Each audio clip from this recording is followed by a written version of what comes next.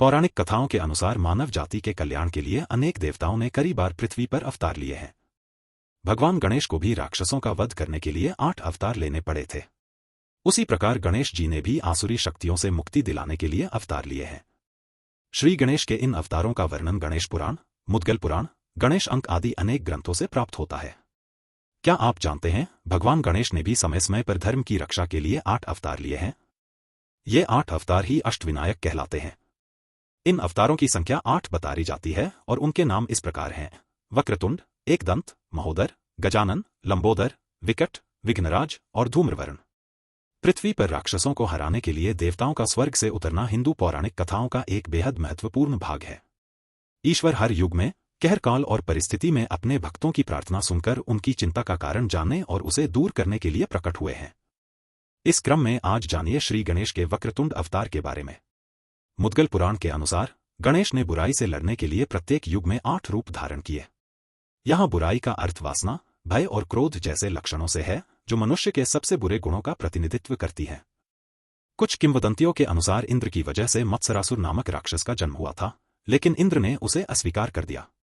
इससे मत्सरासुर इतनी ईर्ष्या से भर गया कि इंद्र को भस्म करने की योजना बनाने लगा ताकि वह स्वयं इस सृष्टि पर राज कर सके।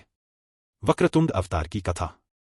मत्सरासुर ने भगवान शिव से वरदान प्राप्त करने के लिए उनकी पूजा करने का निश्चय किया। कई वर्षों की गहन तपस्या के बाद शिव उनके सामने प्रकट हुए। मत्सरासुर ने शिव के सामने हाथ जोड़ दिए। उसकी भक्ति से प्रसन्न होकर शिव ने उन्हें निर्भयता का वरदान दिया, जिसका अर्थ है कि उन्हें किसी भी जीवित प्राणी से डर नहीं लगेगा। शिव का आशीर्वाद प्राप्त करने के बाद मत्सरासुर असुरों, राक्षसों का राजा बन गया। असुरों के गुरु शुक्राचार्य ने उनसे कहा कि अब वह सर्वशक्तिमान देवताओं पर विजय प्राप्त कर सकते हैं। अपने 2 पुत्रों सुंदरप्रिय और विषप्रिय की सहायता से उसने तीनों लोकों पर विजय प्राप्त की। इस प्रकार उसका विनाश का शासन शुरू हुआ। मत्सरासुर और उसके पुत्रों से देवता त्रस्त हो गए थे। इंद्र अन्य देवताओं के साथ मदद के लिए भगवान शिव के पास गए।